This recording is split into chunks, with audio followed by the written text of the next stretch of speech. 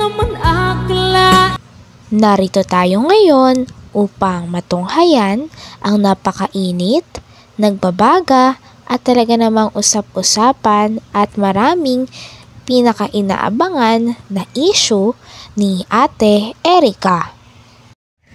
Sa pagpapatuloy ng ating istorya ay kasalukuyan nga na naglalabas ng sama ng loob si Lolo Miguel dahil nakarinig siya na sinabihan daw siya ng kanyang apo na sinabihan siyang mukhang pera, kaya naman sumama ang loob nito. Bakit ay parang masamang loob sa papo mo? Ikaw nang magsabihan ng mukhang kwarta, ganyan. Aba, anong kwarta mo bigyan sa akin? At sasabihin nila, Siya may sabing mukhang kwarta ka. si Silam eh.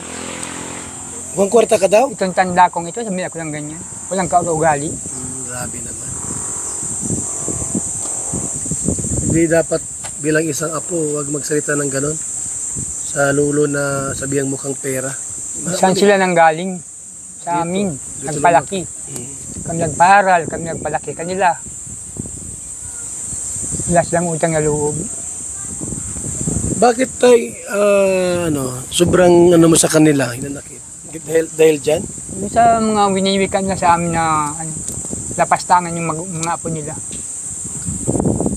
Lapastangan nila kami yan. Kaya ayaw ko na. Mas hindi kayo magkasurundo. Hindi ko na hinagad na magkaalis pa kami. Maski yung ina niya. Yung ina wala din namang kwansan. Anak mo yung ina? Po.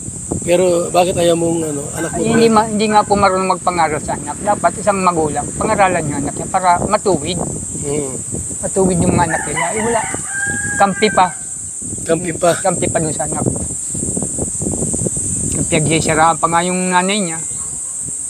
Yan daw ay talagang naghahambog lang. Magasakit. Bakit ganun sila? Ay, awan ko dun.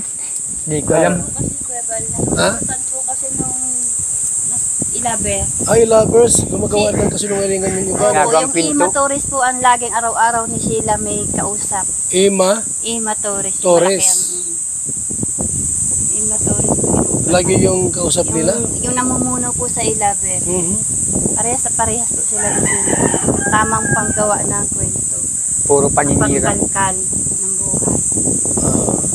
Yun lang. Wala na po kwebel na kanya na desisyon na magkasurundo pa kami. Wala ka nang paano magkasundo kayo. Ano kung patuhin ka sa bahay na lang bago? Ay, dito lang ako sa butukan. Hindi na magkita sa gayong mga klaseng tao. So tay, anong mensahe mo kay Sheila May kung sakaling nakikinig sa atin? Ay, kung nakikinig ka naman, sila yung mga asal mong ginagawang ganyan, hindi pwede sa akin. Ayaw ko nung lalapastangan ninyo nagpalaki sa inyo. Ilang taong kayo napa sa amin. Pinaaral kayo, hatid sundo ng motor, kahit maulan. Pero nagawa ninyo sa amin, lula mong ganito. Pumunta nga si Kalingap Val Santos Matubang kay Lolo Miguelo sa dating bahay nila Ate Erica upang malaman at malinaw ang tunay na nangyari kung bakit hindi na natuloy ang pabahay kila Ate Erica at sino ang mga tao sa likod ng pangyayaring ito. Lolo po nila Erica at Sheila May.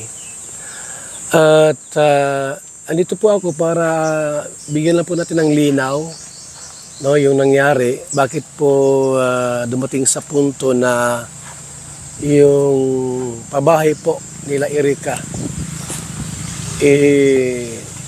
salip na si Kalingap Rab ang dapat magpatayo doon po sa pabahay kasi Kalingap Angels po bagayan, dumating sa punto na binawi po ni John A yung pera.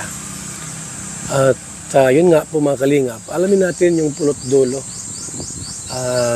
Para malaman din po natin sino po ang mastermind.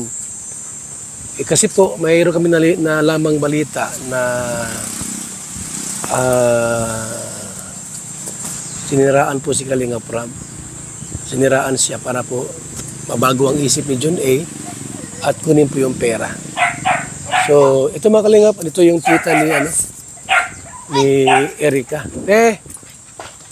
Gandang araw po. Ano pangalan mo ate? Jeannie, yung mic. Ito lang sa ano. Yan. May asawa ka ate? Meron po. May asawa. Ano balak mo lahat? Yung buhay po ay tatlo. Ay, 2. Patangatlo pala ngayon. Nakuha namin yung video doon sa upload mo ba yun? Opo. Ano ating dahilan? Bakit ka nag-upload ng ganon? Kaya nag-upload po ako noon kasi yung nga po mga naririnig namin, yung mga text sa social media, ano po ako, gusto ko pong ano po sa tao, mga nakakakilala po sa amin kasi nakakahiya naman po, baga po. Gusto ko po linisin naman na hindi totoo yung mga paratang sa amin. Ano yung mga paratang sa inyo? Yung gaya po nung sinabi po sa nag-text po sa amin na kami daw ay mga gutom na aso. Sino nagtitik sa'yo niyan?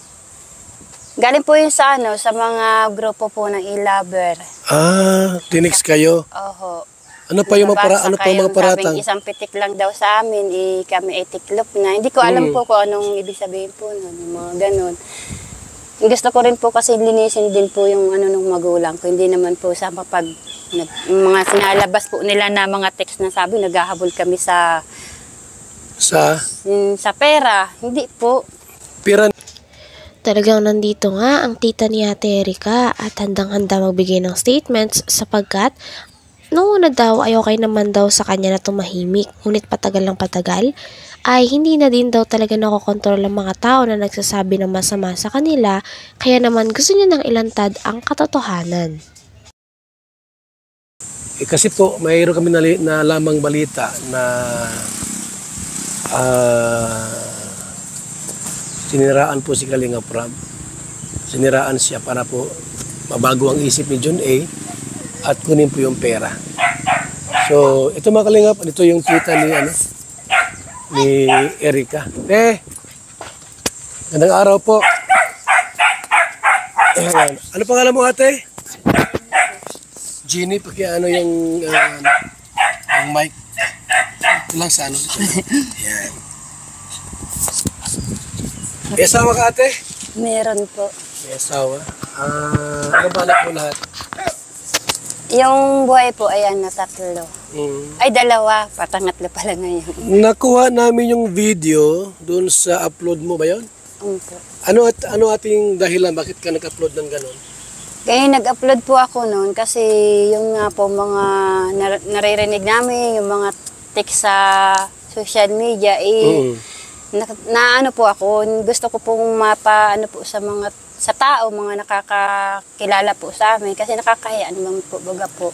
Gusto ko po linisin naman na hindi totoo yung mga paratang sa amin. Ano yung mga paratang sa inyo? Yung gaya po nung sinabi po sa nag-text po sa amin na kami daw ay mga gutom na aso. Sino nagtitik sa'yo niyan? Galing po yun sa mga grupo po ng e-lover. Tinext kayo? Oho. Ano pa yung mga paratang? Sabing isang pitik lang daw sa amin, kami ay tiklop na. Hindi ko alam po kung anong ibig sabihin po nun, yung mga ganun. Gusto ko rin po kasi linisin din po yung nung magulang ko. Hindi naman po sa mga sinalabas po nila na mga text na sabi, naghahabol kami sa pera. Hindi po. Pera nino ang hinahabol nyo? Yung sinasabi po nila, yung mga paratang po nila sa amin, yung mga ganun. Kasi may mga trabaho naman po yung mga asawa po ng mga kapatid ko. Oo. Po. So ikaw po yung tita nila Erica? Opo. Okay. Sa ni Sheila May? Po. Ang alam ko kasi dito pumunta si Roel at nag-vlog. Di ba? Po.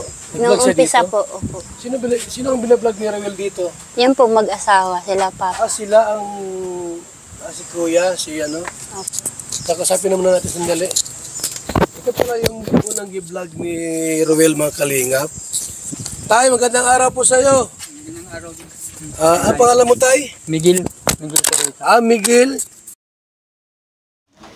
Hanggang dito na lamang muna ang ating napakainit, nagbabaga at talaga namang pinakausap-usapan na issue ni Ate Erica. Maraming salamat sa inyong panonood. Hanggang sa muli. Bye!